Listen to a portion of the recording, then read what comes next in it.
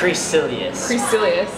Kohl Crecelius. Kohl Crecelius. Kohl Grace and Crecelius. Okay. So do you think you could tell us like a little bit about your company to start off? Yeah, for sure. So within the last couple of years of college, when I was at UW, some friends and I started Krochet Kids International, and we're a non-profit organization that works in northern Uganda in Africa doing development work. So what that looks like for us is we have economic development programs surrounding skills training in the art of crocheting, and then educational efforts and educational opportunities for the people that work there in order that they may learn in their own entrepreneurial endeavors and go off and do that as well when they're done with the program. So we see that you're wearing one of, is that one of the creations of Crochet Kids? Yeah, these are one of the hats from Crochet Kids. This style specifically is called the 5207.5. There's our logo, and then on the inside, that's another little logo we've been working with. Just, yeah, this is one of the, so this was handmade in northern Uganda, for sure. Yeah, so we wanted to just like, we're doing the nonprofit angle, and like we're doing great economic development in northern Uganda, but we also wanted to have something that was relevant to our friends, to people that are the same age you and I, that are in college, and give them a really tangible way to help out as well. And for us, that was to create a hat that people, if they didn't have enough money to like invest or donate to us, or don't have the time to spend in volunteering, they can simply buy a hat, like, and that could be, that simple purchase could be something that is like supporting our work in Uganda, and they can be like walking around, be physical like marketing agents for what we do. So how did you come up with the idea for Crochet Kids? So it's kind of a long history, but when I was in high school, some friends and I were crocheting, and we'd crochet, we'd sell hats to our friends and family, teachers, kind of whoever. And we were dubbed the Crochet Kids, and at that time we really had no kind of foresight of what it would become. We were just crocheting, and we really enjoyed doing it. As we got into college and had different opportunities to travel and see different parts of the world, especially those that were pretty impoverished, we decided that we wanted to do something about that.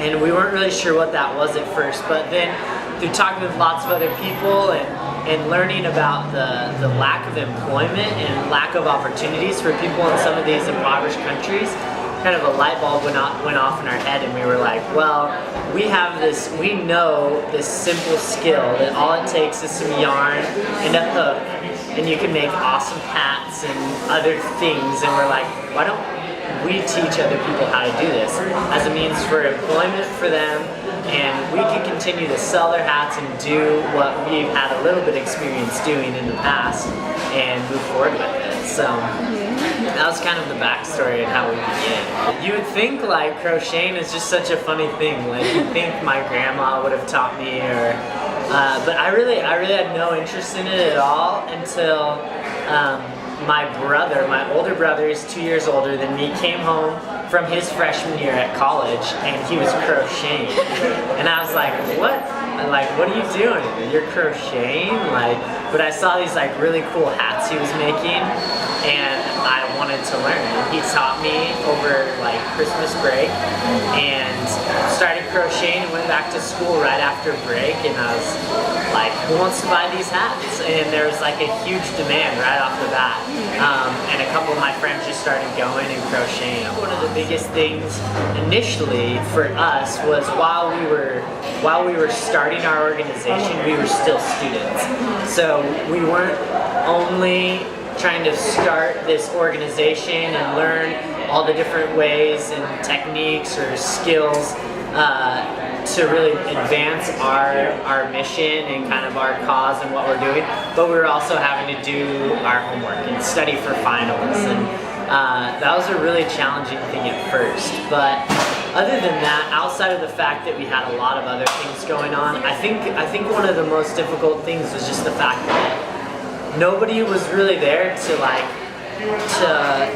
show you what to do, or to like hold your hand and say, okay, you need to apply for a nonprofit status, and this is how you do that. It was just us figuring it out on our own. Every step of the way has been a process of just us going forward and seeing a need that needs to be taken care of and moving forward with it and making it happen. Nobody's there to like really, I mean, we ask a lot of different people for advice, but at the end of the day, it's like, it's your responsibility to come up with a solution, or to figure something out, or to learn something new, something maybe you've never even known about, like applying to be a nonprofit, and you have to just figure it out.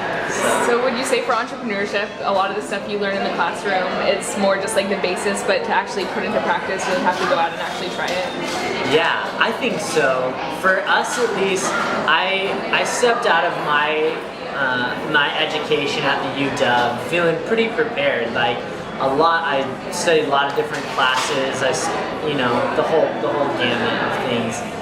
But when I started to work in this nonprofit and start to learn certain things, I was like, they didn't talk about this at school at all. They didn't tell us how we needed to apply for sales tax in the state of Washington, or what it looks like to actually apply to become a business and fill out your master's business application. I noticed you guys were using a lot of kinds of social media, such as Twitter, for your business, and that's another thing that they're really not teaching you in school on how to go about doing that. So why did you initially decide to start doing that, and how has that been helping your business progress? Yeah, so the social networks are huge for us, and they are for, I don't know, they are for anybody this day and age, but for us specifically, a nonprofit looking to keep our costs low yet still get our message out, it has been an incredible way for people to jump on board, to learn about what we're doing, to stay up to date with all the latest and greatest that is Krochet Kids. So for us, it was really a natural step because we were on Facebook, MySpace. We were really aware of the power of these tools. So it was something that we saw as just mandatory. It needed to happen, and it was a cost-effective way to get our message out there and to share with people what we were doing. Like, we're just beginning to understand the power that is the World Wide Web. You really have to find out those places to put your energy into, especially with whether that's a limited budget or a limited amount of energy or effort that you can put into like so many different tasks. You really have to gauge with yourself and people you're working with maybe what the most important thing is for you to be doing and chase after that. So if you could leave students with like one word of advice or suggestions on what they should try and get out of their college experience, what would it be? It would be this. Take the things that you're learning and everything that you're doing, the things that you really love to do, and think about ways that they can benefit somebody else. Look at those things that your skill set, and whether you're really good at just making money and you're gonna get this high-paying job, do that, and that's awesome. But don't be so self-centered. Look outside of yourself and look for ways that you can reach out and love to people around you. Because ultimately, at the end of the day, like, it's not gonna matter how much money you made, it's not gonna matter what position you hold, it's gonna be the people that are around you and the people's lives that you've got to affect along the way. So, get out there and like do something, act in love, like be there for